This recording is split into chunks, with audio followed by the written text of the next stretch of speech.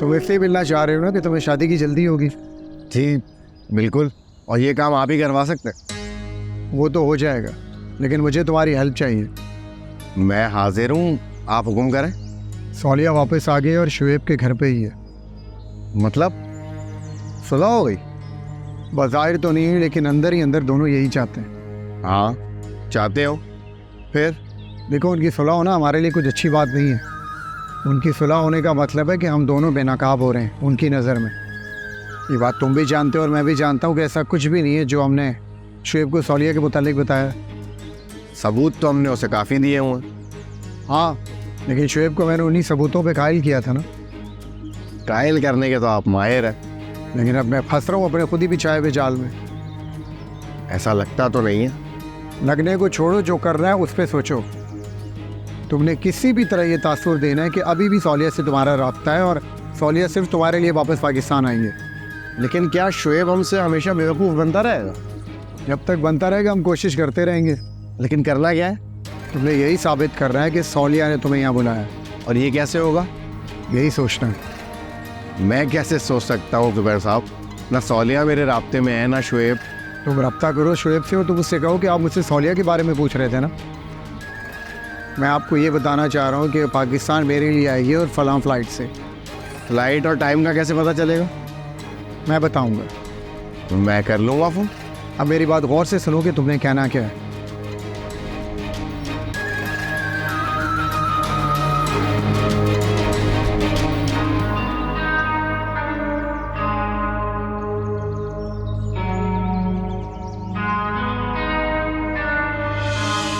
क्या क्या देखो, क्या क्या देखो, रंग बदलती दुनिया देखो, कितना दिलकश जाल बिछा है।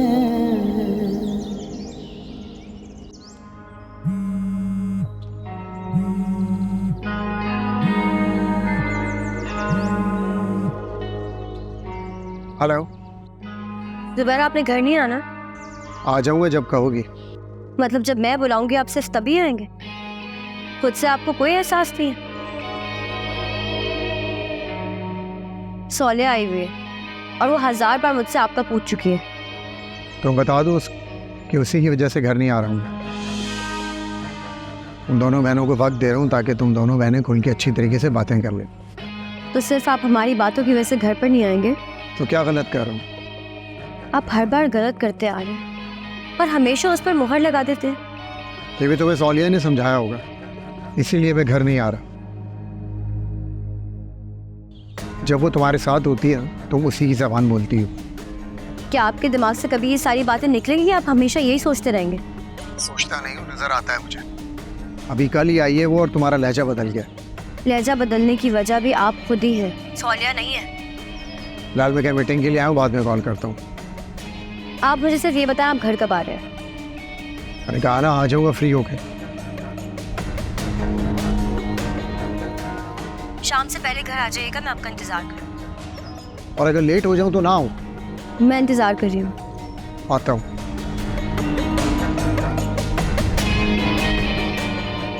ज़ारा,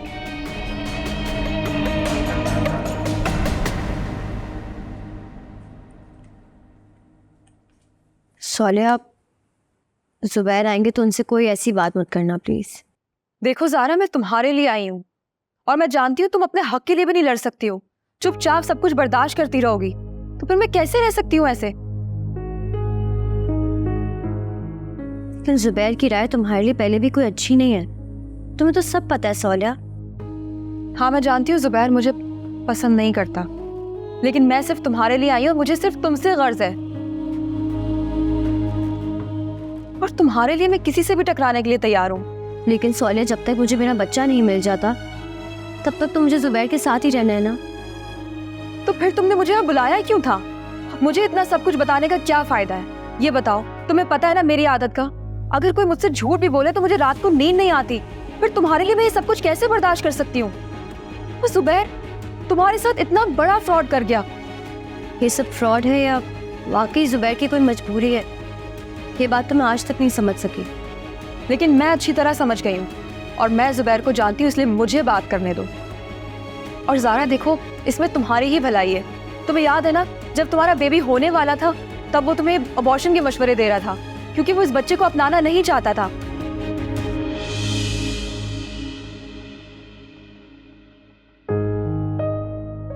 हाँ मुझे याद है, अबे तुमने ही बात की थी उनसे।